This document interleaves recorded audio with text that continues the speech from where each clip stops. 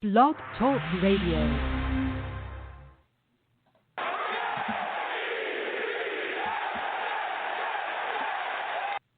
What's up, everybody? Tyson Roush, Let's Talk Jets Radio, take number 2. We were on the show 9 minutes, and I guess I lost prime time, so we got to do this all over again because I had to delete the first version of this. So, as always, Instagram and Twitter at Talk Jets Radio, YouTube, Let's Talk Jets Radio.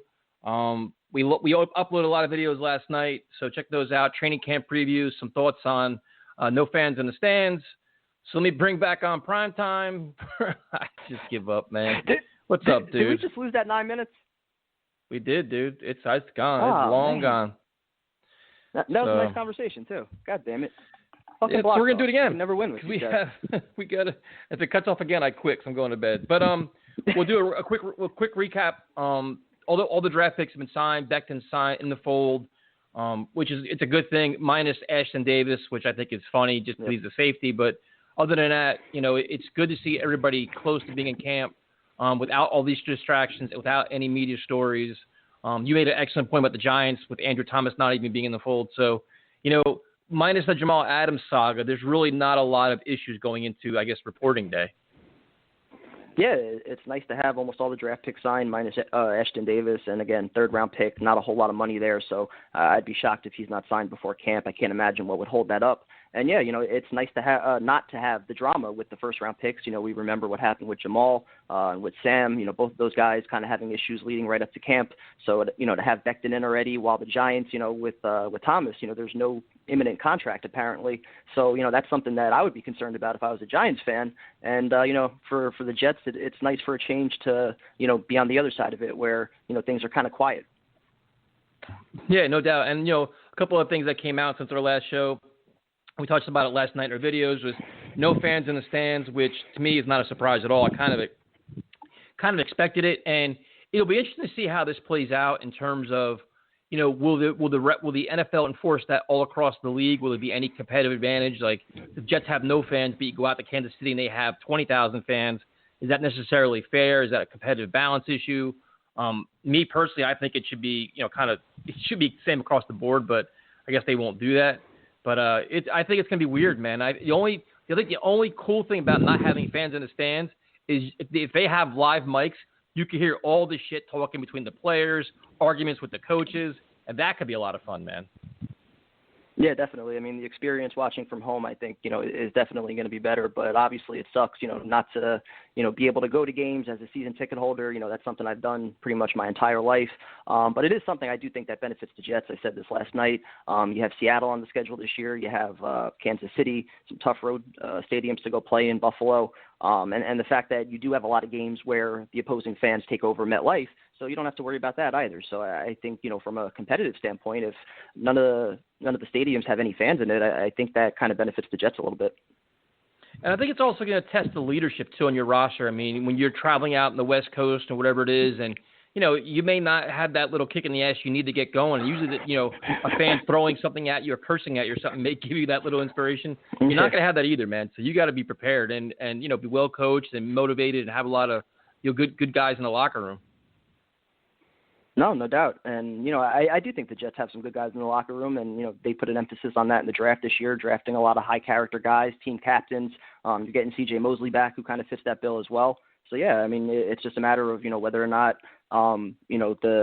the chemistry issues that we kind of talked about last year, and some of the possible locker room divides that we've mentioned in the past couple of weeks, with the Jamal Adams situation, whether or not that manifests into something further, or, if we can kind of squash it before camp and, just continue to have a nice quiet off season minus the Jamal stuff. Yeah, and then, obviously as of now, it looks like he's going to report, but we'll touch on that when it gets a little bit closer. The other news that came out today is no preseason games, which we've kind of predicted for a little while now, and I know we differ on this. I think this is pretty significant, and I think it's like teams that are returning a lot of starters have a huge advantage.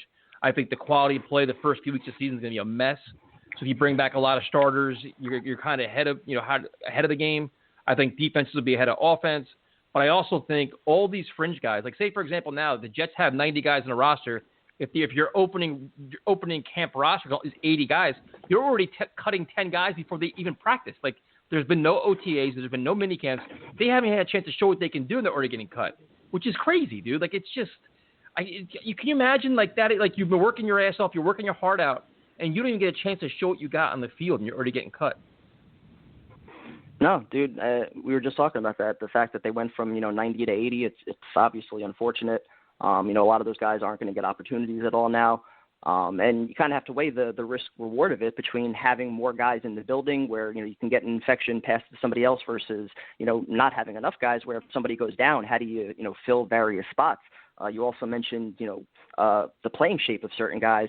I think that's something over the past, couple of years that we've already seen, without the two-a-days, without, the physical nature of training camp like it used to be. I think the first couple of weeks, a lot of starters aren't even playing in the preseason anymore. I think we already see that the first couple of weeks where things are a little bit sloppy. Guys are still kind of getting into shape. So I don't expect it to be much different this year, but certainly, obviously, teams are going to have to adjust the way they do training camp, and so that could have an effect. But the thing that I'll keep talking about is, the film room. This is an opportunity where you get in the film room, you fix all the communication issues that you had last year. You make sure the O-line's on the same page. You make sure the linebackers and the safeties know all the signals and all the calls, and you make sure that aspect of your game, all the little things, all the little details, you perfect that, and then you hope that the physical part catches up with it. Yeah, I mean, it's going to be interesting. Like, they're saying there's only going to have, 8 padded practices going into week 1. I mean, and that's just, that's wild, dude. Like, I go back to the days of Parcells. You're having, double two-a-day practices, and now it's like I will continue to say, dude, it's a lot, man. It's a lot to ask of these young players to get up to game speed, NFL speed, especially the undrafted guys and rookies, to get all this done by week 1 and be ready to play against, it's. Well, again, another thing I'll keep going to, for a lot of these younger guys that are fringe guys, the fact that you're not going to get that opportunity now in preseason, which sucks, that's all the more reason that, you're bringing it 100% every day in preseason. And, we've been there in camp the last couple of years. We see how veterans sometimes they kind of coast along. And, this should be an opportunity for Gase to really set a competitive culture where, hey, there's roster spots open, there's playing time available. If you show what you can do, even if you're an undrafted kid, somebody that's under the radar, if you impress us, over a 3 or 4 week period and you beat the guy in front of you, there's a spot for you here. This is a good opportunity, I think, to really, kind of adjust some of the perceptions that we've had about the culture of this team. Yeah, it's interesting, man. You're going to see, what their narrative is for each coach, what their philosophy is, what their schemes are, because it's if they start cutting undrafted guys right at the bat, or they start taking a preference over veteran guys, say if you bring in a Demaryius Thomas, which we've talked about, and you start cutting guys like Cager and whoever else, all these younger guys, you're like, dude, what are we doing here? It's going to be interesting, man. No, again, I think it has to be a nice balance as far as having veterans that can actually play, that can help Sam Darnold, especially, on the offensive side of the ball, versus, finding some of those hidden gems like, we did with Robbie Anderson a couple of years ago, and guys that, you can build your program with going forward.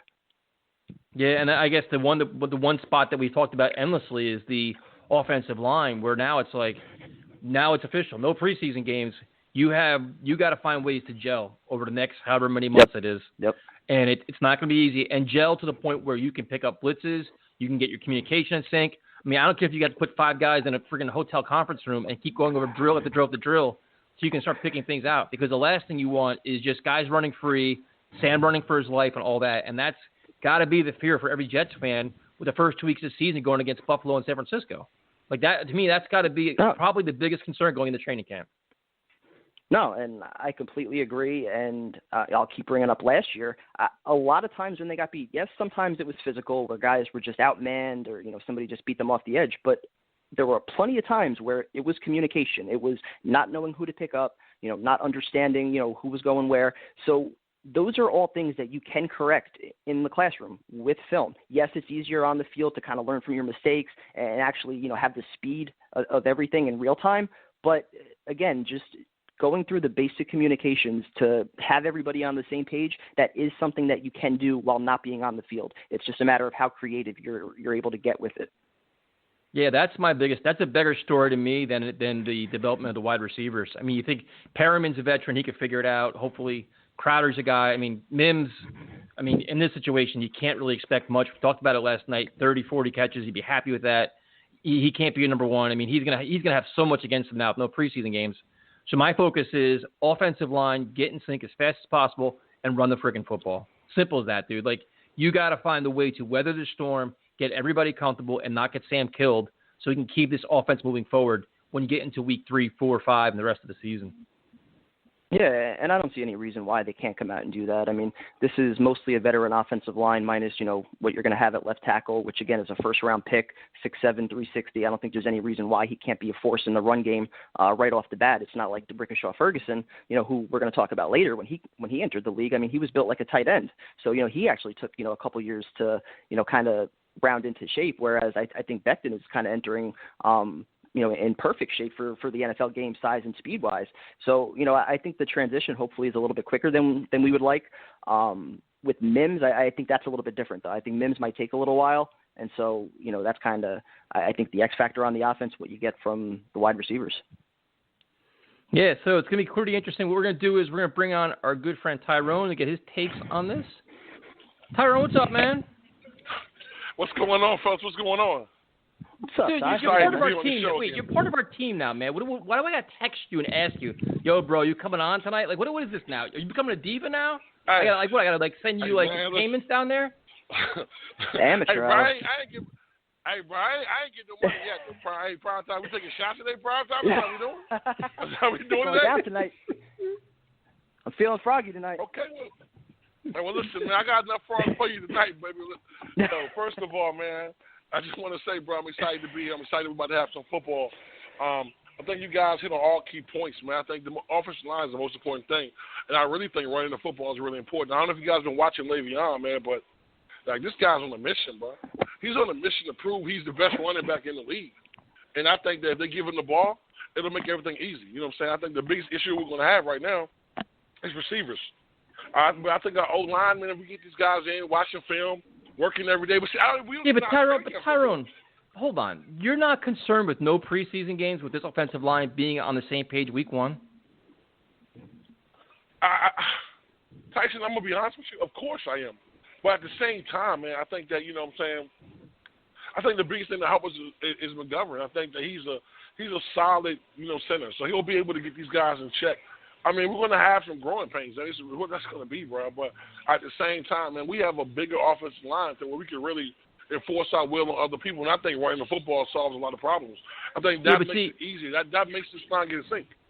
Listen, I'll give you growing pains, but I don't want no pains on Sam Darnold's ass. So they got to find ways to limit the problems and excuses and everything else to keep this offense and him functional. Like growing pains doesn't mean, all right, Sam's getting sacked 6 times a game until we figure things out. Growing pains means we're going to run the ball a lot more or be a little bit more conservative until we get everybody on the same page. That should be the approach. I mean, absolutely, but you got to listen. You bring in a guy like Becton, man. That's just a big kid, bro. I mean, I think that he'll have some growing pains, but I think with his athleticism and his sore need to just run somebody over, I think he'll be fine. I mean, I really think if we run the football, it'll be an easy transition. Now, I don't think it's going to be – listen, we're going to have our problems because we had problems last year with the offensive line.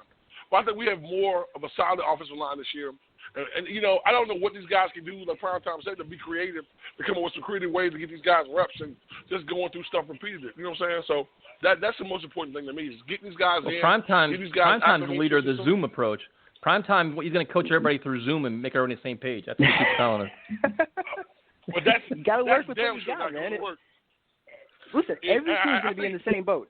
Every team is going to be in the same boat. It's not like but not every team's replacing 4 starters on the line. Exactly. Well, you might only be replacing 3. Oh, and listen, Christ, Buffalo, look at Buffalo. Buffalo's going back to the same offensive line from last year. Yep. You know what I'm saying? They're not going to miss a beat. They're coming in with the same, at least 4 to 5 guys from last year. So, a team like that's going to be already, have an edge up on us. But I think also, too, is coaching. You know what I'm saying? I mean, and I'm going to be honest with you. I don't know how comfortable you guys feel with our coaching as for our offensive line. I mean, I just, that was a problem last year, but that's also talent last year as well.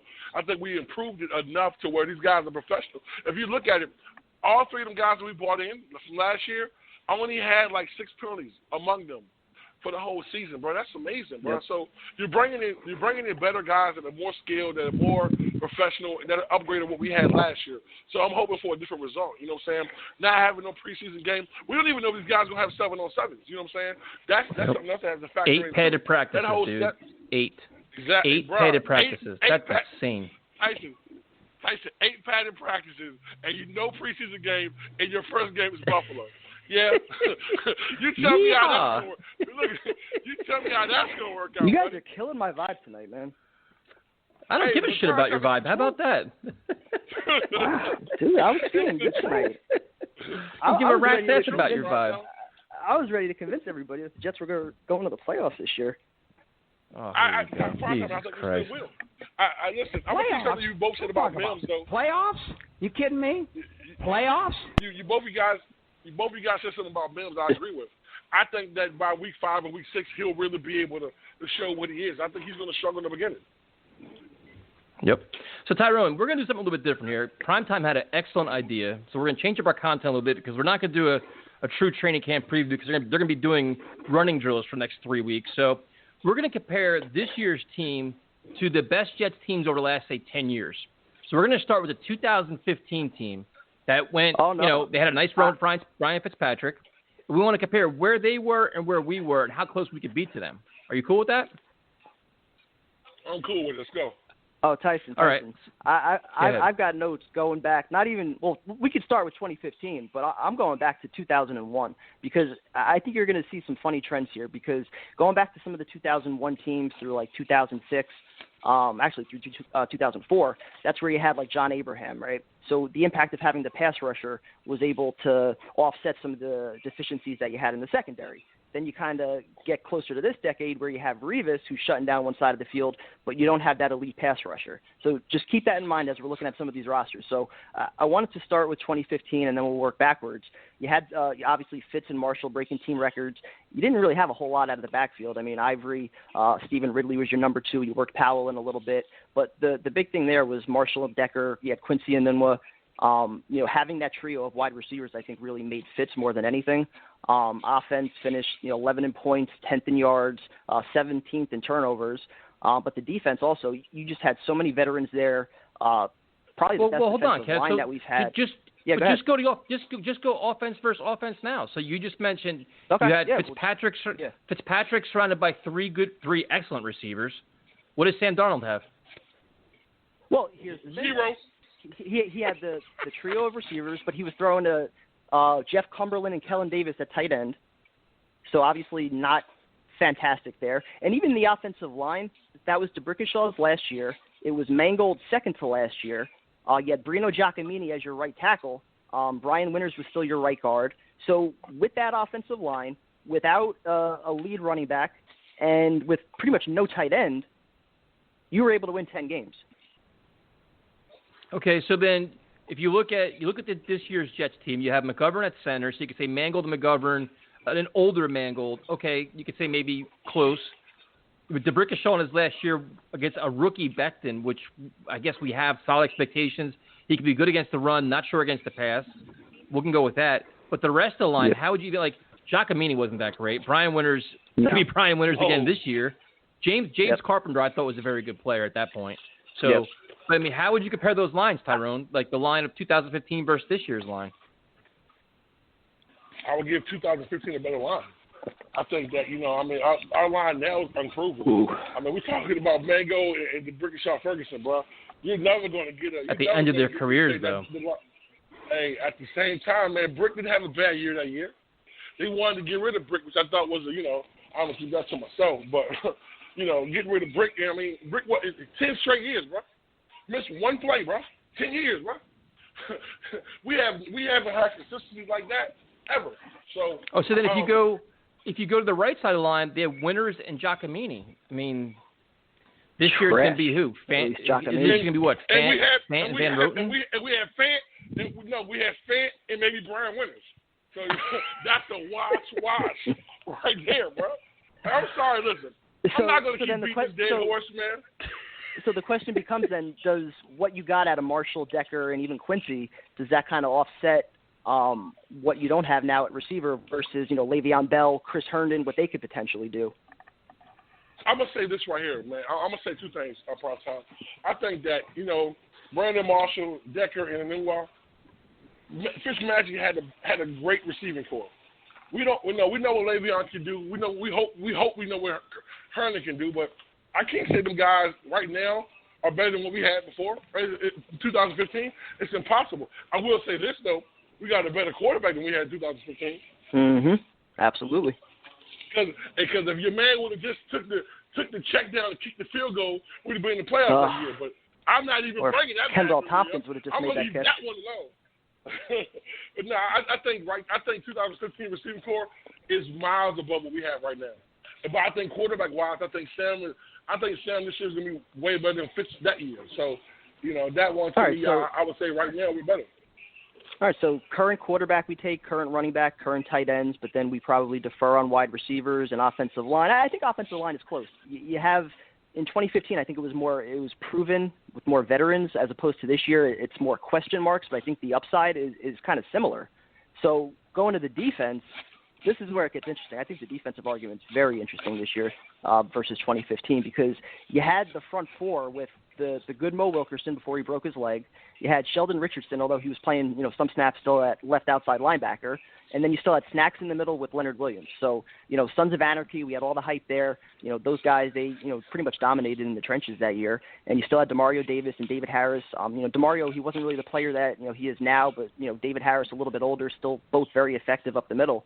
But in the secondary, it was an older Revis. Cromartie, he started 15 games, didn't really give you much, no interceptions. Marcus Gilchrist, he didn't really do a whole lot. So I think you could make a definite comparison right now with the 2020 defense, getting Mosley back, that these guys could be more effective than what we had in 2015. And even that defense, they were third in turnovers, fourth in yards, ninth in points. I'm going to say right now, probably time to answer that question, I'm going to go with that defense right now. And the only problem and the only issue I have is that front four and what we have now. These guys are getting there. They haven't really proved that as good as that defense was. I mean, that front four was. Yes. But I definitely feel like, that we have some monsters right now. We have, and the problem now is we have them untapped monsters. You know what I'm saying? Because Mo let us down, Sheldon let us down, Leonard let us down. The only person who didn't let me down on that line was Snacks. You know what I'm saying? Snack was the only guy who always showed up and showed out. So I'm always going to agree with that right there. But as for linebackers, I mean, C.J. Mosley, I'm sorry. A healthy C.J. Mosley is better than anything we ever had. Now, I love David Harris, you know what I'm saying? And I love Double D, you know what I'm saying? But right now, there's no comparison, you know what I'm saying? I'll take Avery and Mosley over them two. Yeah, and that team also, they didn't really have the pass rusher either. I mean, you had Malden, who had 4 sacks. Calvin Pace, he was a 3-sack player at that time. I mentioned Sheldon sometimes lining up at outside linebacker. So they didn't really have a pass rusher either, and that was far from, prime Darrelle Revis. So, that defense, it was just, again, a lot of veterans that, kind of fit into the system, and, they were opportunistic. They forced a lot of turnovers, and, with a good red zone offense with Fitz and Marshall and Decker, it translated into some wins against some bad teams. Well, I'm saying like this part-time, and I don't know why you bring up this dreadful memory, but I remember that Buffalo game broke my heart, bro. Like, I just knew we were going to the playoffs, bro. Like, your boy Fitz had to try to squeeze the ball out, bro. You didn't, bro. You had to throw the ball in their arm, bro. Jesus Christ, man. So glad we're discussing this. I've heard. All right, let's get off Tyson 2015. Jay. I'm done with 2015.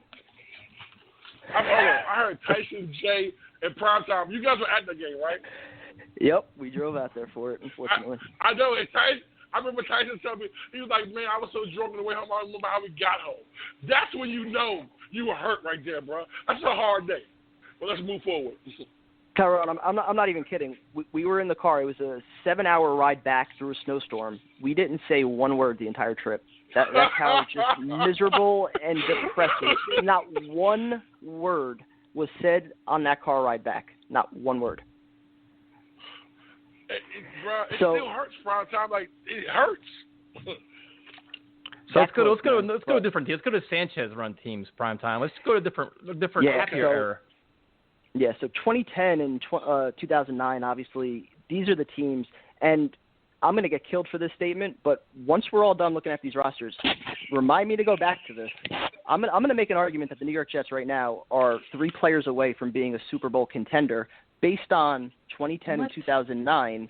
Yes. Gotta be kidding me. Based on 2010 and 2009, I think here? those rosters were legitimate contenders. And I think that if you add a couple of the pieces that I'm going to talk about later, the Jets are right there. So going to 2010. You sound insane. Do you realize that? You should be medicated. Oh, my God. I'm bringing the positivity tonight, and I'm saying this all not factoring in Adam Gase. I'm not discussing Adam Gase. I'm not looking at him as being, somebody that's going to hold anybody back tonight. 3 players away from the Super Bowl. Listen, no. What the hell are we doing here? Yes. I'm going to tell you. You want me to tell you right now? Go ahead. 3 players. I'll tell you right now.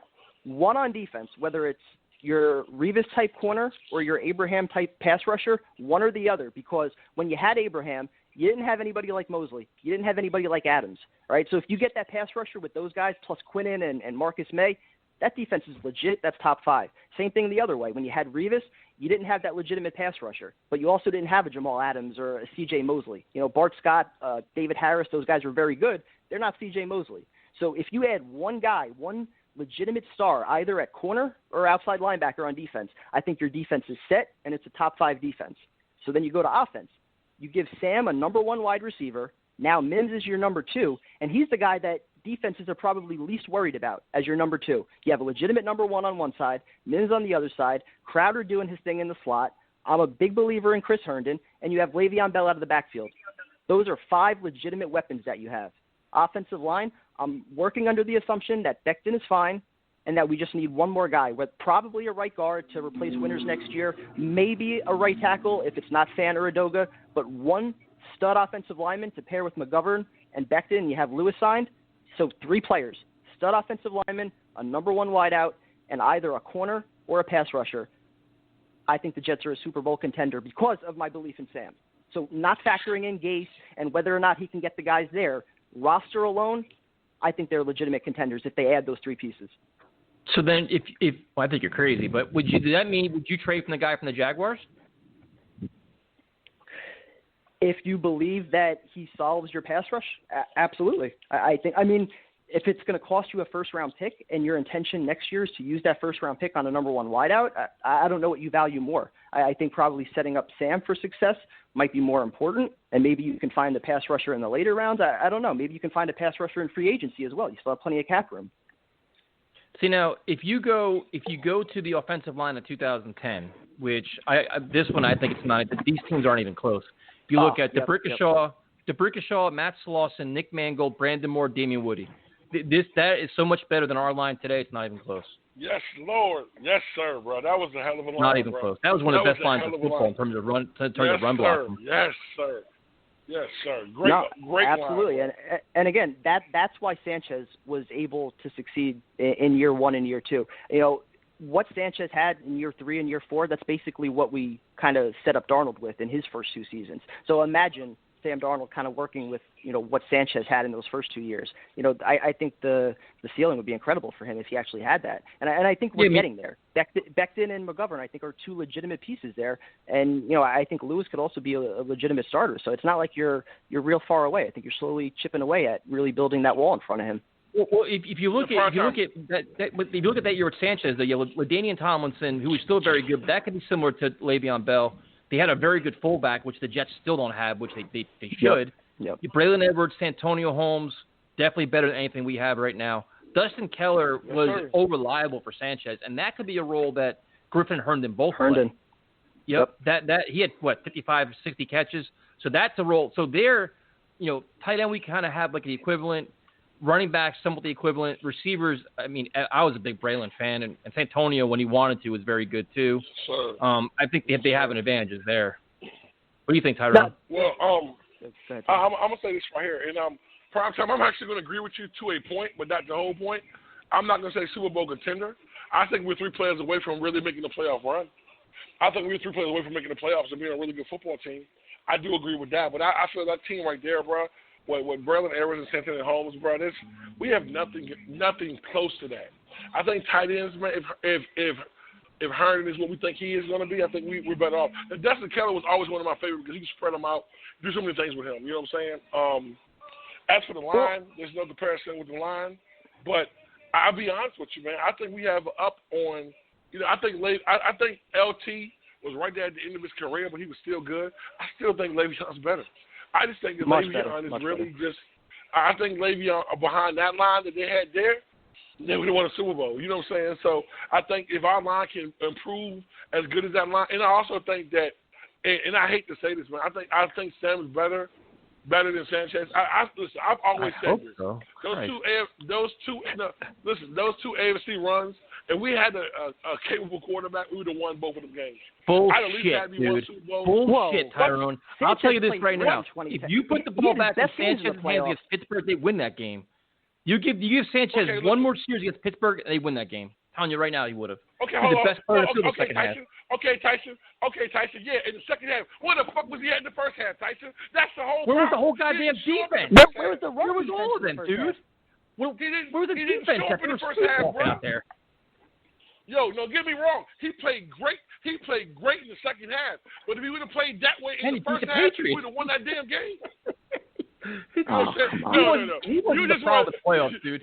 He was not the problem. You know what the problem was? It was the play call before half, and they could have just down the ball and went in for it, and then he got friggin' smashed, and they scored again. That was the stupidest play call in the history of the fucking Jets. Well, I will go to my grave believing that his arm was still going forward, and that should have been an incomplete pass. Stupidest fucking play call ever. No. Hey, yo, hold on. In that second half, yo, who didn't make that catch? It was too short or whatever. Who the hell was that? Who missed the catch? You know what I'm saying, on the first down? Remember that, the last play we had? I just remember Antonio Brown making the last third down catch and then throwing shit. But listen, bro, this is my whole problem with that game, bro. That first half, bro. If he would have just played like he played lights out in the second half. Dude, the defense didn't do jack shit. They were sleepwalking. The problem was their Super Bowl was the week before. Yep, they acted like it. Yep. That was needed in order to beat the Patriots. Like, they needed to kind of put that game up there like that, but then it was just the crash right after. They invested everything into that game, and they had nothing after. If you look at that defense for a second, and you compare that linebacking group compared to this one, that linebacking group is actually better. Brian Thomas, Bart Scott, David Harris, Calvin Pace. On the outsides, absolutely. Brian Thomas, Calvin Pace setting the edge. As a linebacking group, as a group, Brian Thomas is very underrated. He was a very, very good player. Calvin Pace was very good too. Underrated too. Yo, as far man, as coverage, though, as far as sacks, I mean, they didn't give you much there. Hey, but Calvin Pace was old reliable, man. He gave you a sack when you needed one, bro. He always set the edge, bro. He always brought that intensity, man. That's one jet, man, that I think people sleep over so much, man. We need a Calvin Pace right now. That's what we need. And listen, that will fix our pass rush. A Calvin Pace player right now. I thought Double J, but Double J's just not there yet. But Calvin Pace, man, for so many years, bro. Y'all remember that preseason game when Jordan Jenkins had more sacks than he had more sacks than anybody on that 2010 team, I believe. Brian Thomas had 6 sacks. Ellis had 4.5. Calvin Pace 5.5. No, he definitely did. And I don't think it's crazy to suggest that Mosley and whether it's Williamson or Owasu, those guys are somewhat equal to Bart Scott and Harris, maybe in different ways. Those guys are a little better in coverage, as a little unit, more athletic. Though, as 4 linebackers taking the field, I take that group over this group. It's a tough call. That group against the run, absolutely. They were the front 7 lights out against the run, but in coverage they were kind of weak. I don't know. Yeah, we got killed. You remember? We got killed in the pass game. You know what I'm saying? Bart Scott, running backs out in the backfield and tight ends do this all day. They were getting killed in the passing game, bro. The other thing that drives me nuts. The other thing that drives me nuts about that defense, as much as I love them, and they were usually in the top 5, they could never close out games, especially big games. That's where they always melted down, and that shit drove me nuts. Well, it seems like Rex always went to that prevent, let's let them catch the ball BS, bro. That always killed me. Like, man, keep applying pressure. I never understood that, man, especially when we got a lead and we're making a run. I mean, like, I remember, like, that Colts game. You know what I'm saying? I remember that game, when we needed 1 yard, right? He gave the ball to Jones, man, and he just wiggled it, bro. He just bust through it, bro. I was like, I'm going crazy. You know, I mean, listen, man. Like, Tyrone, I got a question for you. That era of football. Yes, sir. would you rather have Revis, Cromartie, Jim Leonard, Rodney Poole in your secondary, or Adams, May, Desir, and Bless Austin? I mean, what's the world we talking about? Are we talking about Revis Island? 2010, man. He was still atop of his game. Yeah. Okay, well, listen. That's, hey, Tyson, that is no compare. Listen, listen. Can I trade one player? Can I trade Jim Leonard for Adams, and I'm good? Got to answer the question, man. Which one you taking? Right nah, I'm taking Revis and Cromartie, bro. They was lights out, bro. They at that 2008, 2009, 2010, they were the best duo in the league, bro. Hands down. Nah, I'm taking that. I'm going to differ and slightly. I love Jim Leonard too. 2010, ahead, yes, with Revis and Cromartie, with Leonard and Rodney Poole, I probably take that over what we have now. But 2009, even though that was Revis's best year, maybe even the best year of any cornerback in all of football, you had fucking Lito Shepherd opposite him. You had Drew Coleman. Peyton Manning fucking picked those guys apart in the championship game. Plus, that was also like when Kerry Rhodes had kind of, fallen off the cliff. That secondary, even though Revis was elite and I think they were number one in passing that year, he had nothing else. So, like, when it came to the playoffs, I mean, you weren't going to beat good quarterbacks. They just went to the other side of the field. Even though he took away one side of the field, you still didn't have the pass rusher and you didn't have anybody opposite him. So that was interesting. 2009. If we had a Darrelle Revis right now, that one side of the field is locked, and you got Adams coming on the other side of the field, killing somebody. Oh my God, bro! But listen, I'm not gonna take nothing from Lito, bro. Like, you know what I'm saying? To me, I thought Lito played well for filling in, bro. I really did. I thought, bro, for what we had, and it's like, awful. My man Jim Leonard. Listen, remember when Jim Leonard broke his leg right before the Patriots game and they beat the snot out of us, bro? Like, bro, that just killed me, bro. That just deflated me. That game was like 42-6, bro. And like, you know what I'm saying? When Rex had a little freedom when he buried the ball, man, like, yo. Listen, man, you can say whatever you want to say about these Jets, man, but these kind of memories are why we Jet fans, man. So it's what it is, man. That's why we love this team. That's why we on this line right now, hoping that we want a good product. But I do think that we are getting in the right direction, though. All right, so what we're going to do right now is we have a request. Our debates have spurred up an angry NYSF magazine Jay. Jay is very hostile right now. God. And it's not about me. It's not about prime time. He wants Tyrone. This is personal now. You know what? Hey, Jay, let's I go. thought it was me because I was Tyrone, a little bit. Lost your damn mind coming tonight, Tyrone. Have you lost? Tyrone, you're disappointed. I'm not mad, Tyrone. I'm just disappointed tonight, man. Tyrone. I wish I was back in Richmond with you right now at that bar. I would smack you right now for that comment that Mark Sanchez was the reason we lost. Do you realize he was the reason? Mark Sanchez was the reason, Jay. Tyrone, I'm going to read you some stats because this is crazy, man.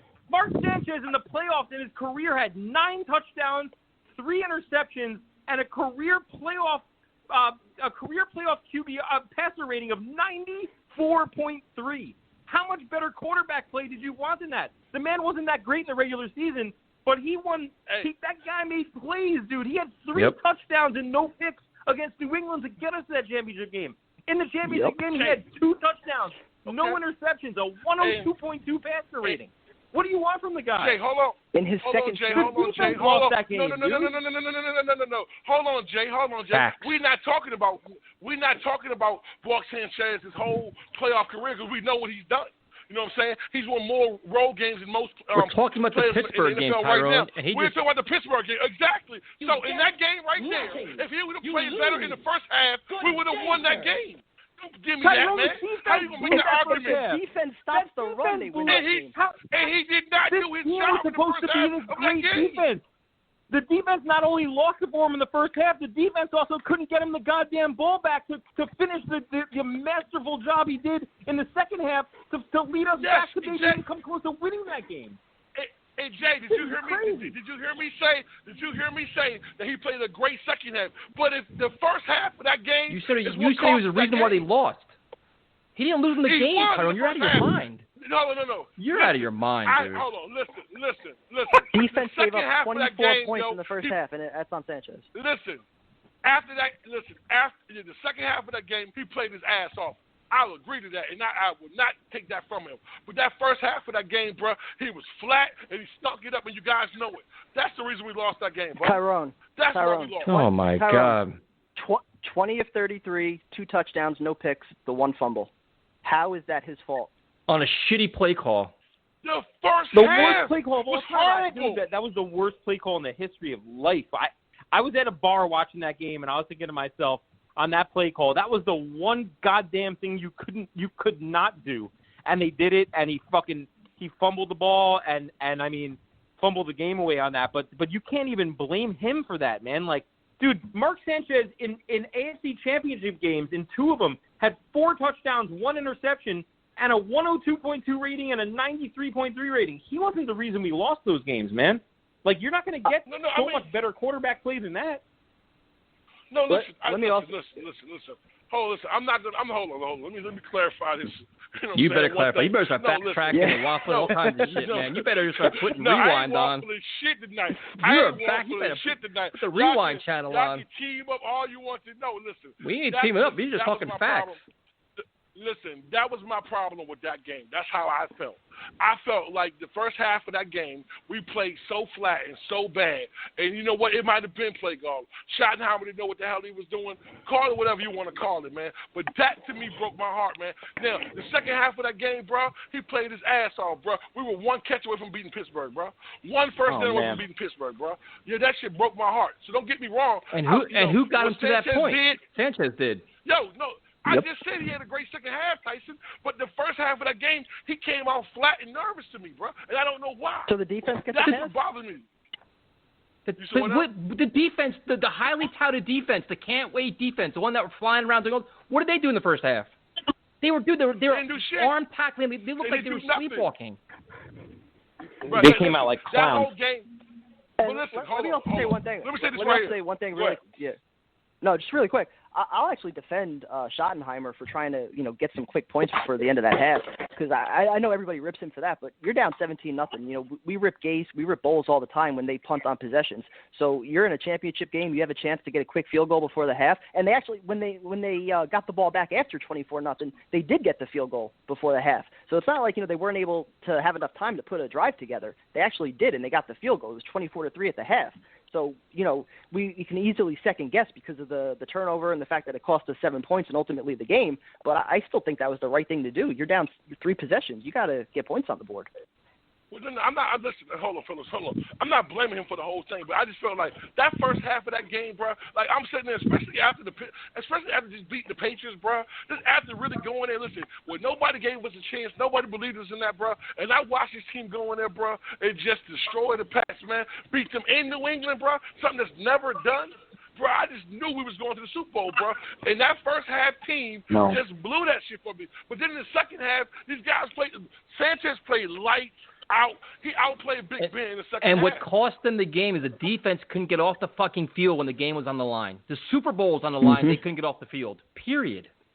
Well, who are you blaming? Are you blaming defense? Or are you blaming Rex? Because Rex was confused as hell over there to me. He looked like he was a little. I'm blaming Rex. I'm blaming Rex all day because Rex's defense had a history all the time. It was foreshadowed nonstop of not being able to get off the goddamn field on third down in big spots all his entire tenure as a Jets coach. Couldn't get off the field. And you know what the amazing thing is? Todd Bowles' defense is the same goddamn thing. Same thing. We've been watching Jets touted defenses that can never get off the field on third down. Can y'all explain one thing to me then? Yeah, can y'all explain one thing to me then about Rex, since we're going back to 2009? Listen, the one thing that got me with Rex is this. I think when we played the Patriots, he had 2 defenses lined up. You know what I'm saying? He threw so much at Brady he was confused, right? But when we got to Pittsburgh, bro, it's like he stayed in the same defense the whole game. And I didn't understand. He made no adjustments in that game. None.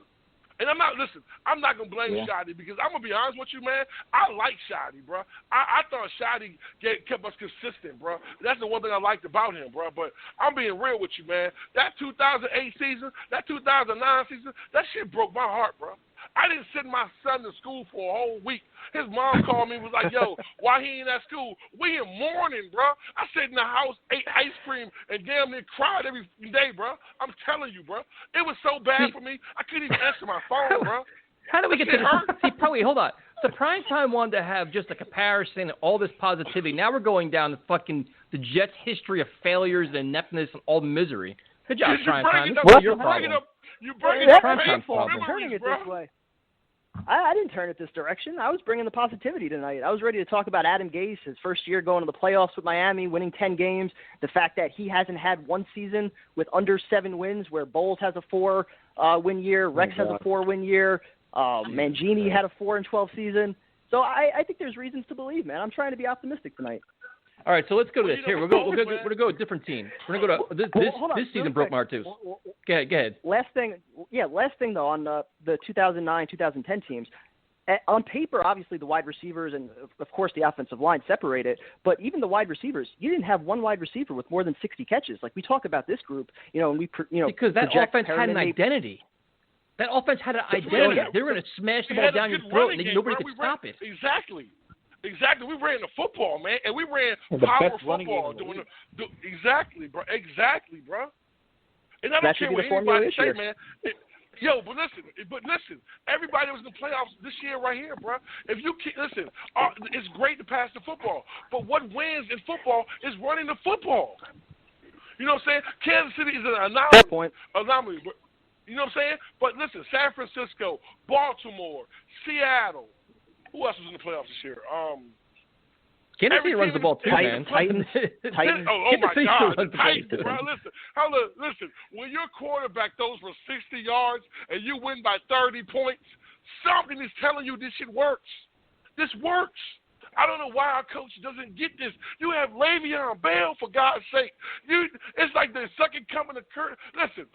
Adam Gase will mess up Curtis Martin. If Curtis Martin was in his prime, he'd be like, "Nah, we're not going to run the football." All right, so we're not going down this path. All right, Tyler, so we're going to go to the 2008 team. We're going to go to this team I thought was the best team they've had in a while, but it fell apart because Brett Favre got hurt. But you had Favre, so obviously Favre, you can't compare Favre and Sanchez or Favre and Darnold. Thomas Jones, Tony Richardson. First half Favre versus second half Favre. I mean, that's.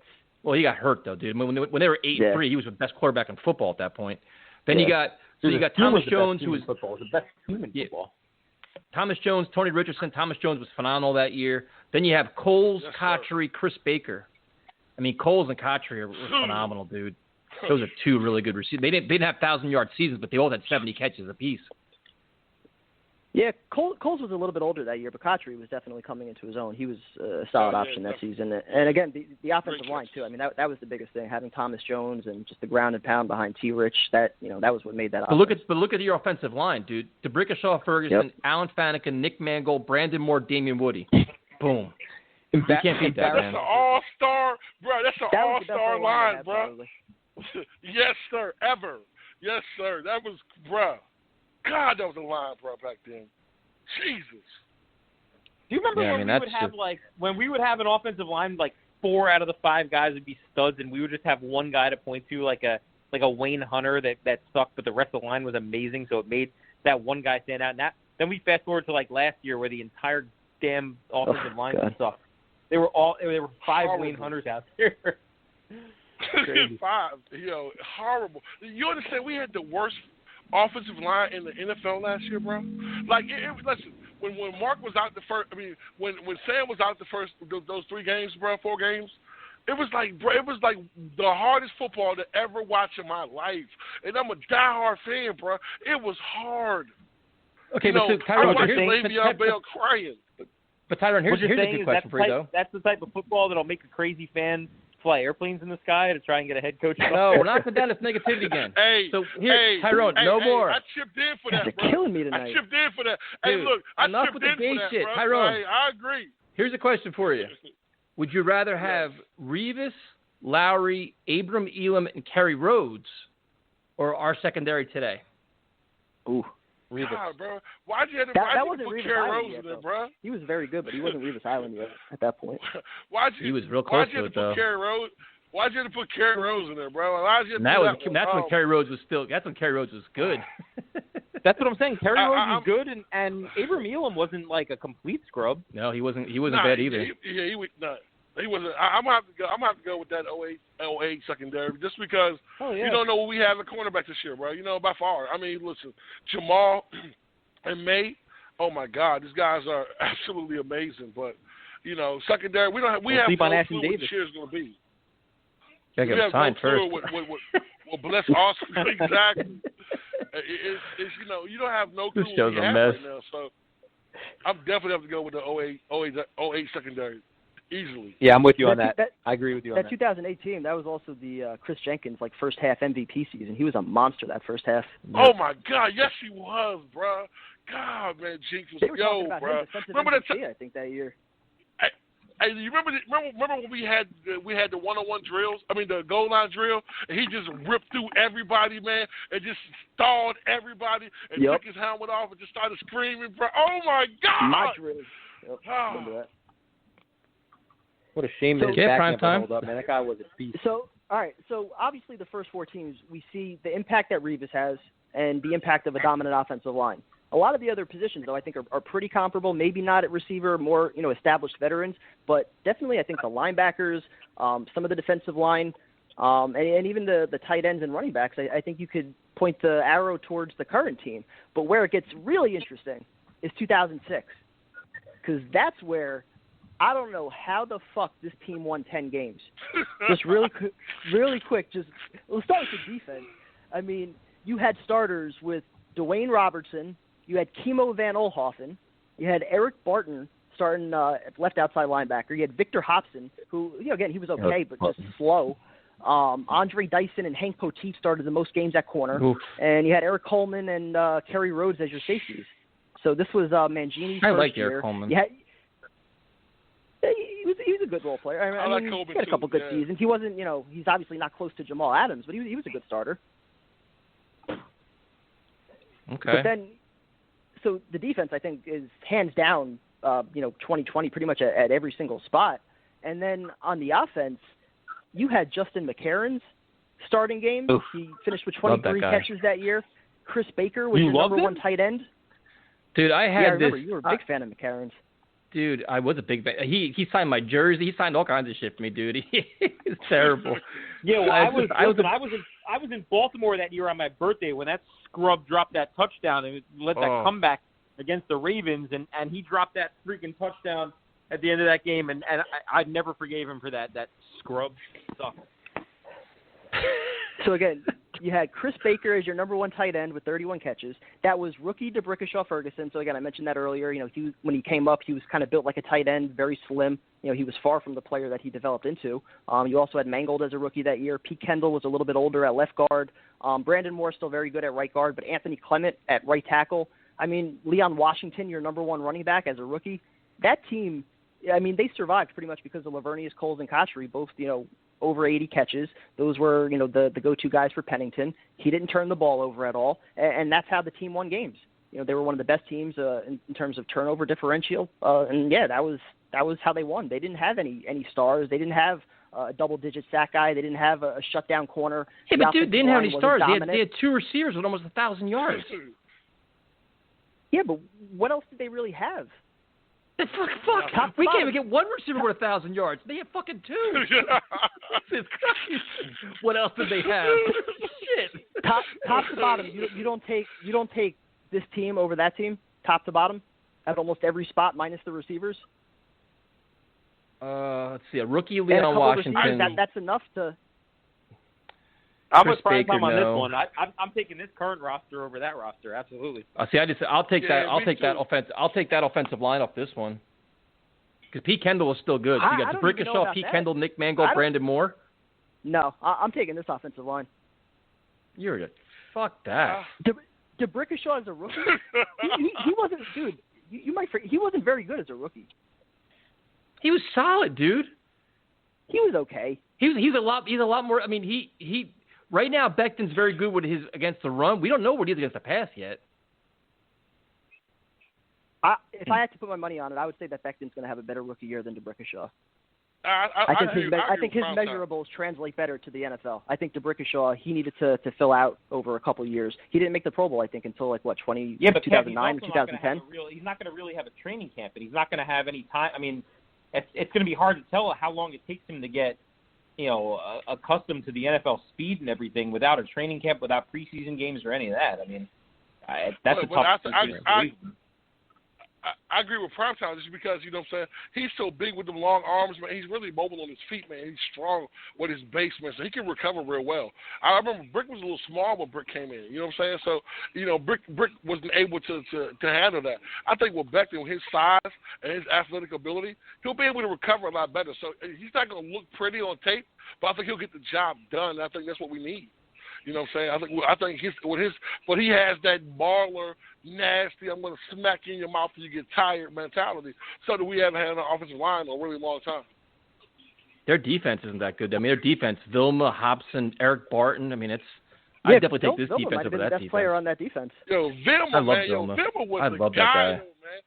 Vilma was my guy, bro. That was my What did they end up dude, trading bro. him for? Like, Third-round pick? Yeah, it wasn't a lot. Right. Nothing, bro. Dude, wasn't Eric Barton the guy that made that committed the penalty at the end of the San Diego playoff game? Drew Brees. Oh, Yep. Jesus Christ. That guy's lucky that he got bailed out by the Doug Bryan kick. Yeah. He's lucky he got bailed out by Nate Kading. Vilma only got a third-round pick? What got a third-round pick? Pretty sure. Wow. Jesus, bro. Yeah. Well, if I remember right, didn't they transition from like a 4-3 to 3-4, and that's why they traded him? They didn't want him as a fit in defense. Yeah. Yep. We did that like 3 times with John Abraham. We kept trading our best players, Hugh Douglas, because they didn't fit into the system, quote unquote, and then they would go elsewhere and dominate. It was just crazy. You kept doing it. Absolutely. Dominate. Vilma dominated. Farrier. Abraham dominated. The list is long. Abraham had like 4 more dominant even years. DeMario Davis nowadays. It's crazy. Exactly. You let guys go and then they just murder it elsewhere. Yo, so playoffs every year, 1 game win for Super Bowl. Christ. So what exactly do we establish here? We establish here that we're not really sure where our current team stands? Well, here's my I think we kind of picked our current team over the 2000, that team, so 2016. The larger point that I'm trying to make is that in spite of how many people it seems like feel the Jets are 2 to 3 years away from being a legitimate contender, I'll look at some of these rosters that we're all saying are pretty close and say if, obviously there's a couple of ifs, a couple of questions like Becton and Herndon that we need to work out, but if those things do pan out and Sam is the quarterback that we all believe in, I really think this team is pretty damn close to a lot of these teams that we're comparing it to right now, especially if you get, that corner or that pass rusher and you combine that with a Jamal Adams and a Mosley that you don't have. Well, here's the one thing, though, that we're not discussing about this because you're not letting us discuss this because it's a banned topic for this evening. Come on, Tyson. Jay, you didn't get the memo, Jay. There's a memo went out that we can't talk about a certain head coach. So we're going to talk about only the players in the field. So we won't talk about the X factor of all this. Well, again, I'm trying to look at just the roster because when you talk about Mangini, when you talk about Herm and Rex and Bowles, those guys were all deemed not to be good coaches. They eventually got fired, yet they were still able to win 9-10 games and have playoff seasons, or at least a playoff season. So I'm trying to look at it from the perspective of Adam Gase has been a head coach for 4 years. He's never had one season with less than 7 wins, and he did have a 10-win season with Ryan Tannehill where he went to the playoffs. So assuming all of those things, are accurate, and Sam Darnold can be what Tannehill is or even better, which I think we all agree with he can be, why can't the Jets be competitive and be in the hunt towards, December this year? What's in the hunt? 7 wins? I think just based on roster alone, this should be a team that has 9 to 10 wins, assuming Sam takes that jump. Dude, do you understand that there's no fucking practices? Like there's no preseason and 8 padded practices. You're overhauling your offensive line. You're adding 2 new receivers. Like this isn't your normal off season. I understand that. Like there's a good chance this team can start off. You can start off slow as shit and be like 1-3, 1-4 before they even get their feet underneath them. Well, it's a definite. They get really helped out by the fact that there's no fans in the road stadiums. I think because there's no 12th man in Seattle. Yep. There's no wave of red in Kansas City. I mean, they're playing in empty stadiums. So part of our reluctance of thinking that they could win 9 or 10 games this year was the impossibility of that schedule and those crazy road trips. That now they might as well be playing in TV studios. So I think that helps them. I think that the Jets are one of the teams that's going to greatly benefit from no fans in the stadium. There's no fans in MetLife anyway. No home team fans at least. But their travel schedule's still brutal, Jay. And the other thing too, and Bart Scott talked about on ESPN a couple days ago, was you'd make those West Coast trips. It's a brutal trip. You're kind of like sleepwalking, all this. Sometimes going into a hostile environment kind of wakes you up and gets you all fired and get into it. You have jet lag and go onto a field where there's no environment whatsoever. You can get your doors blown up just because of that. Hey, but I have jet lag watching the team. Hey, that works for us against San Francisco. Jet lag from the show. San Francisco's coming across for a 1:00 game. You know what I'm saying? So that's an advantage as well. You know what I mean? So I don't know. I think Sam being in the same system, and Sam makes this leap right here. I'm agreeing with Primetime, man. I'm looking for at least 9 wins this year, bro. I'm looking for at least 9 wins. Anything less than that is disappointment to me. And that's the thing, especially the 2009, 2010 teams. Yes, you had the dominant offensive line, but you didn't have a quarterback that could do what Sam could do. Even if you want to go back further in 2001 with, we'll eventually get to it with, Vinny. He was much older at the time, not the quarterback that I think Sam is now as far as athletic ability to roll out and do certain things. I think that Sam can really elevate a lot of pieces on this roster. It's just a question of, what we keep going back to with Adam Gase and whether or not he can make everything kind of work together. And so if you eliminate that factor of it and you assume that Darnold is going to be what he could be and Gase can get him there, why aren't we talking about – Dude, that 2001 team was loaded with talent. They were older, but yeah, I agree. Yeah. If you want to jump to 2001, you're talking like Mo Lewis, Marvin Jones, Aaron Glenn, Victor Green, but wasn't that the Marcus last season Coleman that almost all those guys had with the team? That was either Sean last Ellis, year or John Abraham. year. You look at the star power and the ability of the players on defense alone. You look at the offensive line, man. Mawai, Randy Thomas, Ryan Young, Kerry Jenkins, Jason Fabini. They were all pretty good, man. They were because then you had Curtis Martin running for 1,500 yards. Yep. Yeah. I was like, didn't he lead the rushing title? Didn't he or something? That was 2004. 2004, he had the rushing title. 1,500 yards. We can't even get fucking 1,000. My God. if you give Bell the ball enough, I think you can. Yeah. We got Le'Veon Bell getting 800 yards, bro. Le'Veon Bell getting 800 yards, bro. Kevin's we can compete. We're comparing 1,000-yard receivers and 1,500-yard backs. And Kevin's, we can compete with that. Hey, you know what's so funny, though? Listen. Here's the thing. You know what? This is ridiculous. We're trying to quantify, I guess, what a true impact offensive line and how much that can change things. We don't know exactly if Becton, McGovern, and how quickly it's gonna work. We don't know how much Sam can do as opposed to some other quarterbacks that we've had, because I think the ceiling for Sam is much higher than the post-surgery Chad, than Sanchez, and even Vinny at 38 years old. I think the ceiling is much higher for Sam. So can what he can do overcome maybe what you don't have in terms of a dominant offensive line, an offensive line that could still be very good, just not elite. Same thing, with a Revis, not having that true number one corner, but a dominant pair of safeties and a dominant middle linebacker. Can that overcome what you don't have as far as the number one corner? And the bigger picture I keep going to is if you fill in those things with Jamal and Mosley and Quinnen steps up and you have the quarterback, now your entire team, now you're set. You're kind of doing it backwards as far as the non-premium positions and then the premium positions. But if you address those things, and we all believe kind of Douglas can do that, that's why I don't think long-term they're not really far away. But, dude, long-term what? You're looking at, say, next year? Next year, all these guys we have right now are one-year contracts. Who can't they re-sign with the money that they have? But, dude, Well, prime time. Okay. I got a point. I got 1 point, prime time, and I was trying to hold back on this, bro, but I'm out to agree with you, man. Let me have it. The one thing, prime time, I know you don't want to have this conversation, but we're going to have to have this conversation because, listen, the one thing on all those teams that are better than what we are now is Bruh's coaching, bro. I'm sorry, bro. Every coach we've had is a better coach than the one we got right now, bro. In their sleep, they're better than him, bro. That's a major issue. But Tyrone, hold on, Tyrone. But Adam Gase, he did have a playoff team in Miami, and he did, they did win 7 games last year. They finished the season strong. I'm trying. Tyson, you can't even believe that shit, Tyson. You don't even believe that, bro.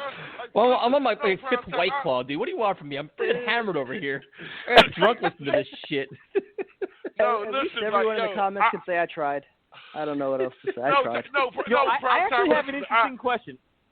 I have an interesting question for Primetime. Primetime, do you think this is a serious question, actually. Do you think that Sam Darnold's upside for this upcoming season is that? Do you think he can be as good as what Chad Pennington was in years 1 and 2? Like, do you think he has that kind of upside? I think Sam will eventually be a top 10, maybe even top 5 quarterback. How quickly he gets there, again, the Adam Gase question and the offensive line question, that's what's going to dictate that. As far as pure ability goes, absolutely. I think Sam can definitely be what Chad was. But the thing is, we look at those rosters, look what Chad walked in. Chad had a better supporting cast. Exactly. Behind Kevin Mawai and Kareem McKenzie, Jason Fabini, having a trio of receivers like Santana Moss, Lavernius Coles, and Wayne Corbett, even Anthony Becht, good blocking tight end. Like, being able to step right into that's what I think allowed Chad to be so successful right away. The fact that Darnold has pretty much had what Sanchez had in years 3 and years 4, that's no way to set your quarterback up for success. So my belief has never wavered in Sam. I think it's just a matter of how quickly everything around him works. And so, I think that the offensive line is definitely improved, and you would hope that entering year 2 in the same system, he could take a nice leap this year. I don't know if we necessarily have the receivers, but, with Herndon, with Bell, with Crowder, those are some legitimate options. So I think that there's enough to work with where I'm not giving, Gase an excuse if, it goes sideways, but he does have a 10-win season with Ryan Tannehill. And I think that, if you want to compare the Jets roster with the Miami team that won 10 games, I think you can make maybe some comparisons there as well. So, I'm not a believer in Gase, but we've seen plenty of coaches that aren't good, that got fired, that, still won 9-10 games and had some playoff years. So I'm trying to look at it from that perspective, for this year at least. Right. I'm thinking in 2002, Chad only threw 22 touchdowns and 6 picks with a 104.2 rating. So would you sign up right now for that in a heartbeat from Sam? Absolutely. And again, like, okay, so you were able to ground and pound. Would probably assume that we had a crazy ground and pound system going, where Le'Veon probably had about 1,400 yards rushing or something along those lines. If he only threw 22 touchdowns. Yeah, and that should be the formula. Feed Bell, even if you have to work, P. Ryan in there, kind of like, the 1-2 punch with Curtis and Lamont Jordan. Establish something like that behind this offensive line, and then you let Sam go to work. Because if you want to even look at Mark Sanchez's first Frank year, Gore. he was throwing to Kotchery and Chancey Stuckey. They didn't trade for Braylon Edwards until midway through the year, and I think he only had 35 catches in the last 11 games, so it's not like he was a number one. So, the weapons we have now are definitely comparable, I think, to some of what we had in 2009, minus the offensive line. So, I think there's some comparisons to be made there. And Primetime, I would agree with you on one thing, Primetime. I will agree with you on this. I think Sam will be a top 10 quarterback. And it may be top 5. I'm saying really soon. I'm saying this season, next season, Sam Darnold's going to be one of the best quarterbacks in the NFL. I don't care if anybody believes that, man. This season? That quickly. Did you just say this season? No, I said I heard you say this season. I heard you say that. I heard those words come out of your mouth. This season. This season. This season. I think you said week 1. This season, next season. Nah, this show's ridiculous. You know what? Listen, that guy I'm drinking. Hold on. You know what? You know what I want to tell you? Oh, Listen, he will be the best quarterback week 1 against Buffalo. Absolutely. There's no guarantee behind our offensive line. Dude, be careful what you say, man, because you got to keep in mind, Josh Allen's bringing back most of his starters around him, and Stephon Diggs. We're going to be adding all new pieces. So that may not be true. Tyson, can I ask you a question? Don't give me your bullshit. When have you ever seen Josh Allen? Him and Josh Allen are accurate? going to have instant chemistry, but the Jets guys aren't going to have chemistry? Why doesn't that apply to Stephon Diggs? Because his offensive lines, he's bringing back the same offensive line. That makes a big-ass difference. And Stephon Diggs is not Denzel Mims, not a rookie. he's only a Pro Bowl receiver. He's only a Pro Bowl receiver. Rashad Perriman this season. Number Whatever. 2 wide out Listen, man coverage. I don't know who's been serving Let's Kool-Aid go. on this fucking show, but you guys are drinking way too much Kool-Aid, man. God damn. Waffles and Kool-Aid tonight. Listen. Hey, Jesus listen, Christ, man. it's a breakfast You show. needed support, bro. You couldn't do this alone. I'm telling you. You needed me tonight. Breakfast Hey, show. Tyson, Waffles let me and ask you a Kool-Aid. question, Tyson, who's a better quarterback, Josh Allen or Sam Darnold? Be honest. Who went to the playoffs last year? Sam. Hey, Stop. doesn't matter. Get out of here. It wasn't Don't just be for him. Sam It on the wasn't Bills just are for going to him. playoffs. Sam Donald's better He's than not that the reason. clown. Dude, right now, Josh Allen may not be the better quarterback. He's in a better situation. He'll win more games than Sam. Yeah. So the Jets build around He's Sam. better That's the way it is, dude.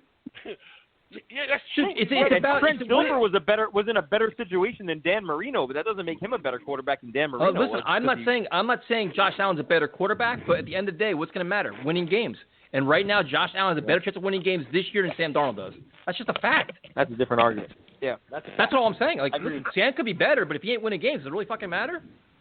That's true. So, but Jay, we got to let you go. 'Cause we actually have callers on hold here that have been listening to this nonsense. So, give out your information, Jay, 'cause you're doing all this NYSF break stuff, which is pretty cool. Yeah, we're breaking cards all over the place. Check us out at NYSF Breaks on Instagram. And, we're doing NYSF Bets with old Primetime over there. He's been picking winners left and right.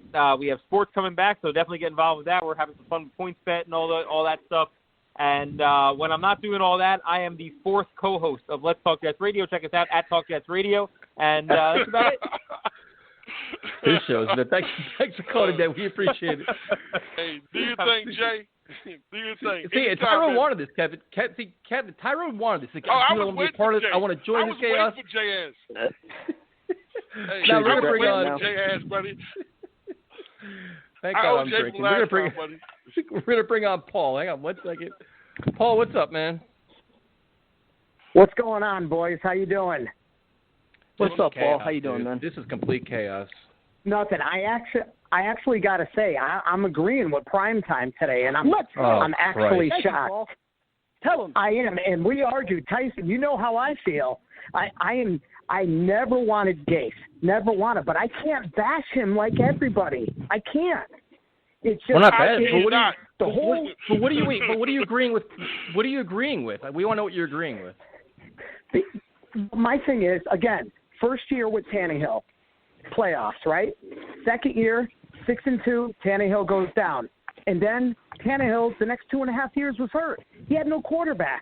And then people saying you don't get along with players. Who? Jay Ajayi, that's not even in the league? Jarvis Landry, he's really lighting it up in Cleveland. I mean, come on. So, okay, I'm not a big – I didn't want him. I did not want him. But what is your level of – not even just the whole Gase factor. You have no preseason games now and, say, only 8 padded practices. Oh, no, it's going to be a shit show. But are you concerned about this offensive line being ready week 1 to protect Sam, 2 new receivers? Like, don't you think Gase has his hands full trying to get this offense even remotely functional by week 1? 1,000%. It's got to be a Thomas Jones ground and pound the first 5 weeks of the season. It has to be. Don't run the with football, Bell, Paul. because and with Paul, he doesn't run the with football. no off. I know. Well, he's got to figure it out because honestly, Gase is that smart or he's that stubborn. If he doesn't give Bell the ball, he's going to get fired. He needs Bell to save his job, basically. That's the way I look at it this year. Completely agree. Yeah, but last year you had the best offensive line in Tyrone, football. I could have went out he there and did that. But Tyrone, to be fair, if Adam You know? Gase has any clue, he can look at this whole entire offseason, self-scout and be like, listen, the only way, even if he's this smart football guy, he's got to say, listen, my only chance to win is to run the football because I can't get my passing game even going when the guys don't have no chemistry in the passing game. Like, they're not going to have any rhythm at all. Yep. And let me also you know what it's going to sound like?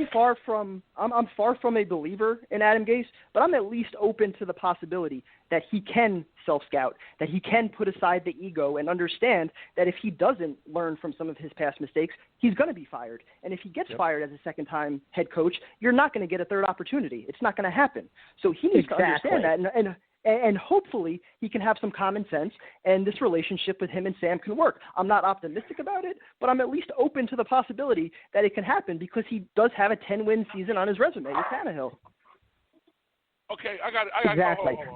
Hold on. Tyson, hold on. Let me ask you a question. Because this right here is killing me. So he didn't figure out, you didn't realize last year when he was stubborn enough not to use Le'Veon Bell, that wouldn't work last year?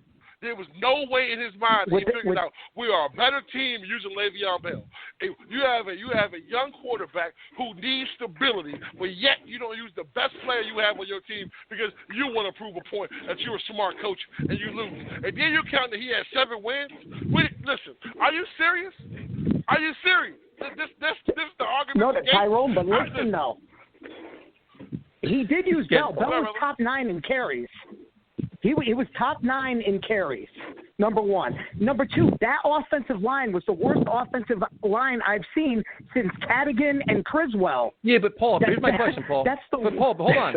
I'll give you that. I'll give you the offensive line was bad, but a lot of times it wasn't talent. It was communication errors. Also, why were they playing Ryan Khalil when he was terrible and he could have brought in Jonathan Harris and so much more? Why were they putting Stan Dalton in an empty backfield where he's getting his ass beat? Why did they give him protection? Like, there were things he could have made adjustments to that he never adjusted to. Tyson, I got a question.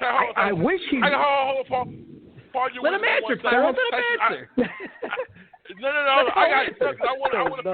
I want to finish off Tyson's point real quick because I have a question. Who is the person who makes those adjustments on a football team? Whose responsibility is that? That's the head coach, right? So if you see your offensive line is struggling, every damn week, but yet you don't make any adjustments, that's on the head coach, right? When you see your offensive line was the worst offensive line in the league last year, yet you don't make any adjustments off season, that's the head coach, right? All right, go ahead, Paul. Well, I'm sorry. But they upgraded the offensive line 100%, but they're not going to have any continuity whatsoever. That's what scares me, and that's why we just got to run the ball. 100. Yes, Gase, I think, honestly, and I'm going to be honest, he threw away those 4 games with Luke Falk. He nailed it in every game. Yep. I 100% he did. He's like, I don't give a shit. I want to be out of these games. But honestly, Ryan Khalil and Jonathan Harrison, I mean, Khalil was awful, but that offensive line, I went to the Cleveland game last year, and I could not – my 14-year-old son could have blocked better than – everybody's like, we need Beachum back. He was awful part of that line. The whole line was a sieve. It was they – and Bell, you feel bad for the guy. He got 20 carries, 3.1 yards a carry. It's terrible. So, and I'm with Tyson. This year, it's if Herndon can come back, if the line can hold, if Perryman, I'm right along with him. But I'm optimistic too because our defense is going to keep us in 90% of the games except Kansas City. Because no other quarterback besides Wilson and Mahomes really scare me on our schedule. I mean, if you really look at it, yeah, they're in better situations, better teams. Yep. But they're all going through the same thing we did. We are this year. No camps, no continuity, nothing. And why ain't Marcus Golden signed? Please, someone tell me that. Marcus Golden. I wish, man. Yeah, please. Why isn't he on our team? Yo, hey, listen, can I ask you one question, though, fellas? Hold on. I have a question. Yep. Is our offensive line with no practice, they're still better than the offensive line from last year? Am I correct? Yes, 100%. Yes. Absolutely. That's what I'm saying. That's why I agree with you guys a little bit because I have to agree with that. That even with no practice, it's still better than the bums we had last year. Last year was terrible, man. It was unwatchable.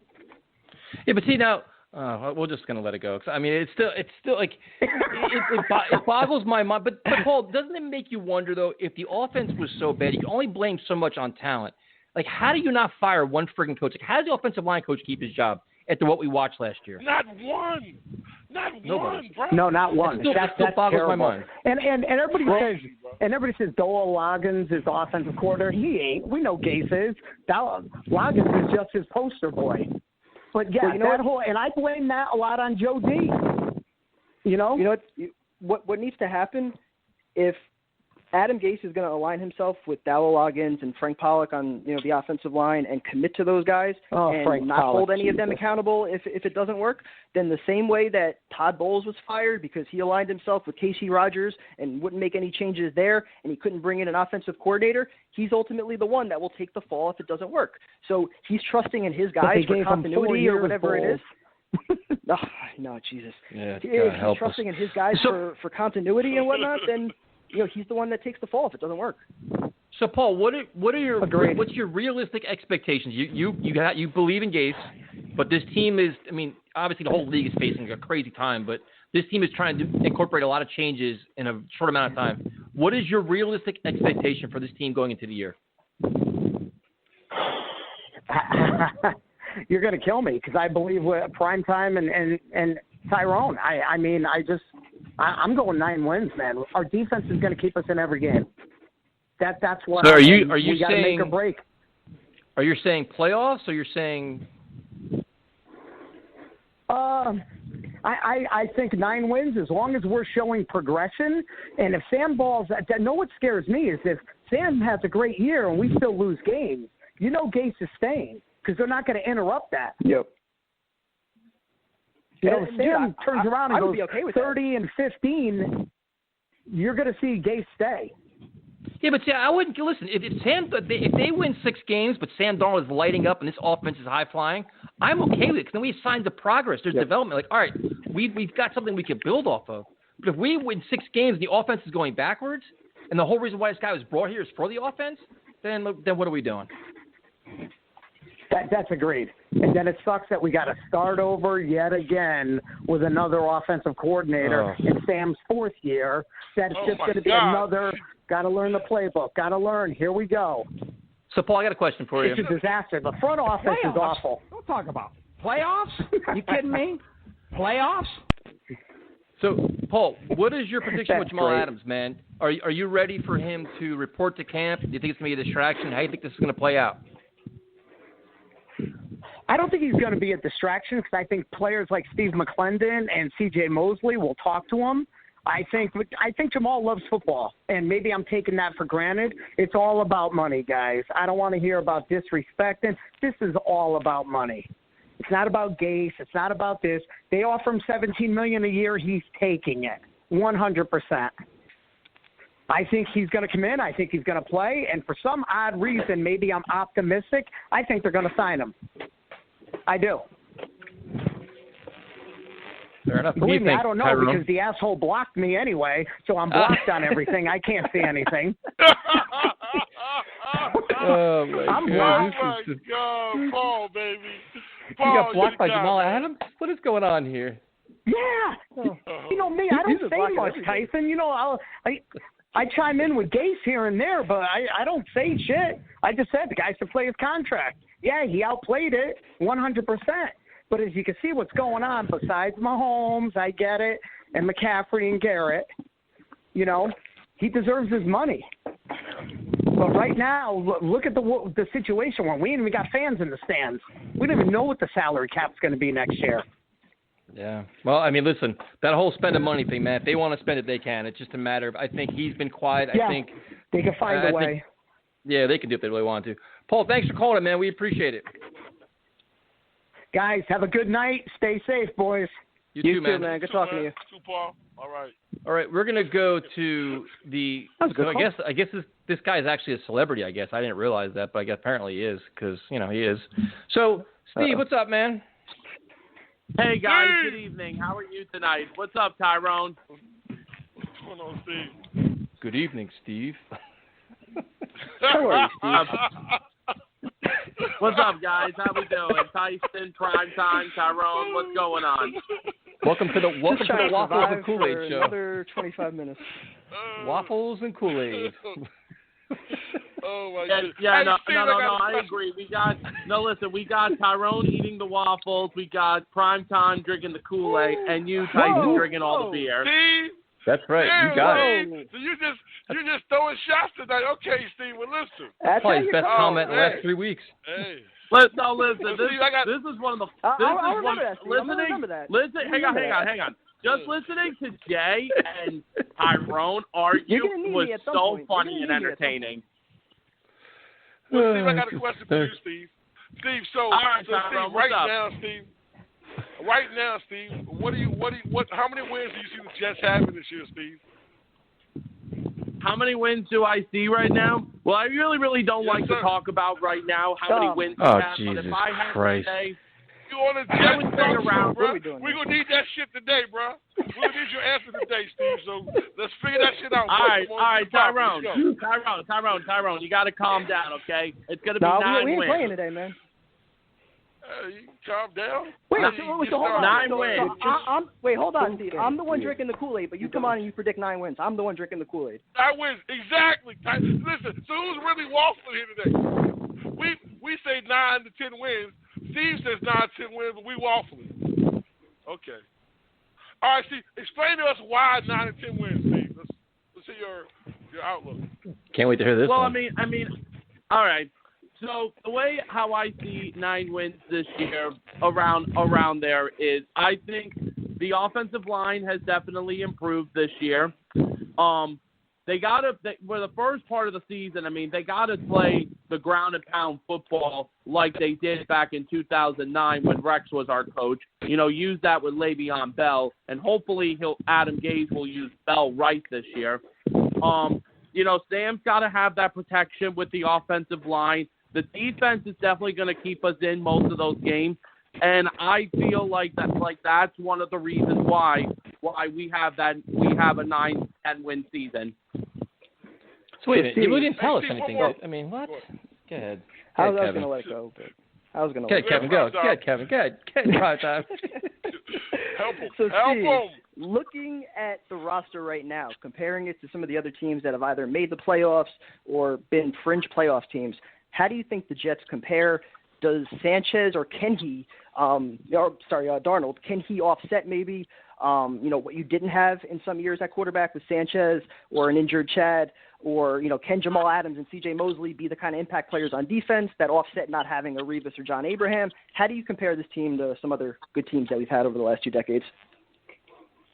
Well, I mean, here was the thing. If Sam Darnold, let's just say, was our quarterback in 2009, and if he had that 2009 offensive line, Sam Darnold, he would be probably a top 5 quarterback if he had the offensive line that Mark Sanchez had in his early prime. I mean, Sam Darnold, in his first 2 seasons, has worked with one of the worst offensive linemen in football. But then when you compare to Mark Sanchez's offensive line at the beginning of his career, it was the best in the game.